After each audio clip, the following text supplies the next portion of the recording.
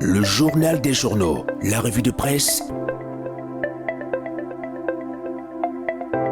Le journal des journaux, la revue de presse. Mesdames, Messieurs, nous abordons la dernière rubrique de cette livraison du journal des journaux, la revue de presse, qui porte la signature de Gaël Steph Nono. Bonjour Gaël. Bonjour Séraphin Louaba. Nous vous écoutons. Mesdames, Messieurs, chers téléspectateurs, auditeurs, plus encore chers internautes, sentez-vous salués. Nous débutons donc cette dernière livraison de la revue de presse de la semaine avec le quotidien Le Citoyen qui bat sa grande une de ce matin par Yaoundé Premier, les artisans misent sur la certification. Le journal de Gabriel Ndong fait donc savoir que la troisième journée de l'artisan s'est ouverte le 23 avril 2026 à Yaoundé, premier en l'occurrence, sous l'égide du MINMESA, avec un accent sur la certification des produits locaux. Seulement 38% des produits respectent les normes. Et pour y remédier, l'État renforce l'accompagnement des PME, petites et moyennes entreprises, et réduit les coûts de certification. Objectif, améliorer la qualité, accéder au marché et créer plus d'emplois. Les détails par rapport à cette information sont à trouver à la page 5 du journal Le Citoyen.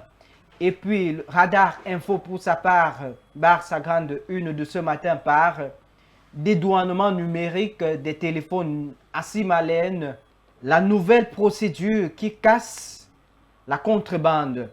Connaître la nouvelle procédure qui casse justement cette contrebande dans les colonnes du journal Primeur Hebdo. Et puis nous poursuivons cette revue de presse avec le tri-hebdomadaire La Voix des jeunes qui bat sa grande une de ce matin par recensement 2026, l'Omboa se décompte. Après plus de 2 décennies d'attente, le Cameroun s'apprête à franchir une étape importante de son histoire statistique avec le lancement ce vendredi de l'opération d'envergure nationale qui marque un tournant stratégique pour un pays en quête de données fiables afin d'orienter les politiques publiques. Plus de détails à la page 3. Et Cameroun Tribune revient sur le recensement général et bat sa grande une de ce matin par 4e recensement général, ça démarre. L'opération de comptage des habitants du Cameroun, de leur milieu de vie ainsi que de l'agriculture et de l'élevage débute ce 24 avril sur l'ensemble du territoire national. Les acteurs impliqués se disent donc prêts pour les opérations dans les différentes régions. Lire les détails aux pages 12 et aux pages 13. Le journal de Marie-Claire Nana nous informe en petite une à gauche naturellement. Plus dure sera la chute. Ce par rapport au cyberharcèlement, diffamation, fake news. De Facebook à TikTok en passant par X, les dérapages de langage s'enchaînent sur les réseaux sociaux faisant de nombreuses victimes. Heureusement, l'État dispose aujourd'hui des moyens pour traquer les cyberdélinquants qui peuvent rapidement passer de leur écran à la cellule. À l'exemple de la blogueuse Aïcha Kamoise, aux prises avec la justice depuis quelques jours. Lire le focus du journal de Marie-Claire Nana, des pages 16 aux pages 19. Et nous poursuivons justement cette revue de presse avec le journal Primeur Hebdo qui s'interroge. État civil en zone CEMAC. Le nouveau guide validé à Yaoundé va-t-il vraiment rattraper des décennies de défaillance? Élément de réponse à cette interrogation, c'est à la page 15 du journal Primeur Hebdo. Et puis, l'observateur du Septentrion observe que le Septentrion est plongé dans le noir et bat sa grande une. Énergie, le Septentrion plongé dans le noir.